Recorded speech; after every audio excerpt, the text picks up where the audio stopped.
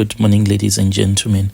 Welcome back to another episode here on European Confessions. The following story that you're going to be listening to, it was sent to me by one of our admin, and this is the translation of that message that she sent to us. The translation, it reads like this. Hello, how are you? Can you please post my own story? It's anonymous. People, they think that they know me. They see the smile, the pretty face, and they think that, well, I am really harmless, but they don't know what I have been through, and they do not even have any idea of exactly what I am capable of. Let me tell you a story about my survival. I survived about what happens when you push someone too far. I married my husband last year.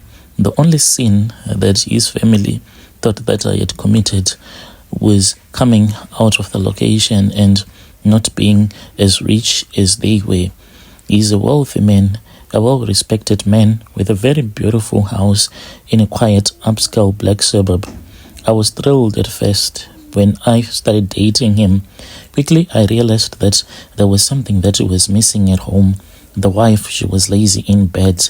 And then I told myself that if I was going to get this man, I was supposed to be an angel in the kitchen and a demon, a prostitute in bed, so that I can win him over. Whenever I was with him, I'll do things that I knew that the wife will never do. And men, they all have the same weakness. When you are with a man, he will start to tell you about the things that his wife cannot do if you treat him right in bed. So I started learning. I kept on asking about his wife. What did his wife do to him in bed? And whenever he would tell me something, I would make sure that I would improve. I was really perfect to him. And then when he made me to meet his parents, that was when I saw that his parents, they did not love me at all. It was really difficult, but out of desperation, I told myself that it was far much better that I just continue with the relationship, even though I knew that the family was never going to marry me. Well, I was not just marrying him, I was marrying his family, his ex-wife and the daughter as well. Oh yeah, they all love his ex-wife. She is their darling. Whenever they visit, it's like they cannot help themselves because they kept on talking about the ex-wife. Oh, she is such a wonderful woman, such a smart woman, and all the things that she has achieved. And oh, remember how she used to cook this for us. Every time when I would hear them calling out her name, I felt like I was swallowing glass. And the worst part, they don't even try to hide it. They can even be on a Zoom call with her whilst they are at our place. And whenever they look at me, they even say that I am just a replacement, as if I will never be good enough. It did not take long for me to resent them all. I tried to play nice to fit in their perfect little family, but they made it clear that I was an outsider. And his daughter, my stepdaughter, was the worst of them all. She is a spoiled little brat. She is the living reminder of their precious ex-wife. She has her mother's smile, her mother's eyes, and the whole family treats her like a spoiled little princess. She is like the golden child, the little angel who can never do no wrong. And when they look at me, they see me as someone who is like a wicked stepmother, someone who is not supposed to be there, someone to be tolerated, but never to be accepted.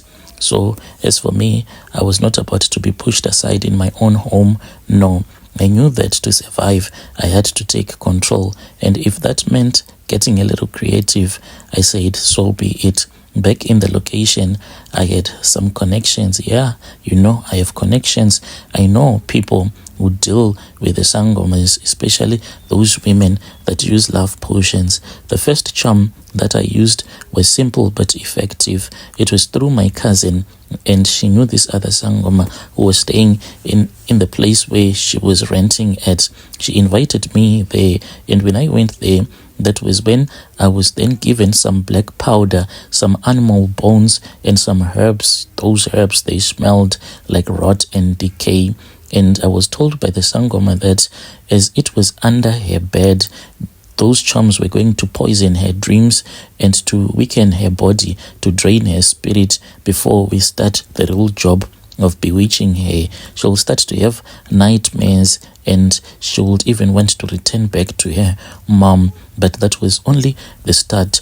And after that, the Sangoma told me that when I will be on my period, each and every day, I was supposed to go to his house. So I would go to his house early in the morning.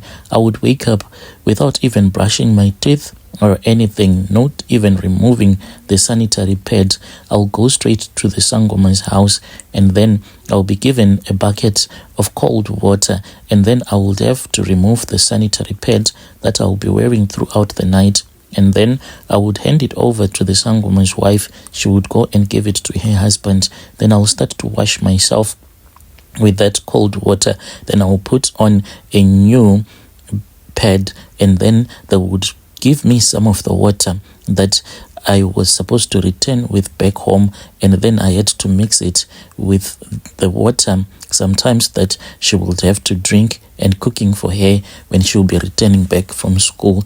Later on, I then asked the Sangoma what was the deal all about. I was then told that since most of the people, when they look at a used sanitary pad with the period blood, they won't feel so nice about it. That is the same thing that will be happening to my stepdaughter. When she grows up, she is going to be someone who will be having a lot of bad luck, because after my 4 days of my periods, I was then given all of those sanitary pads.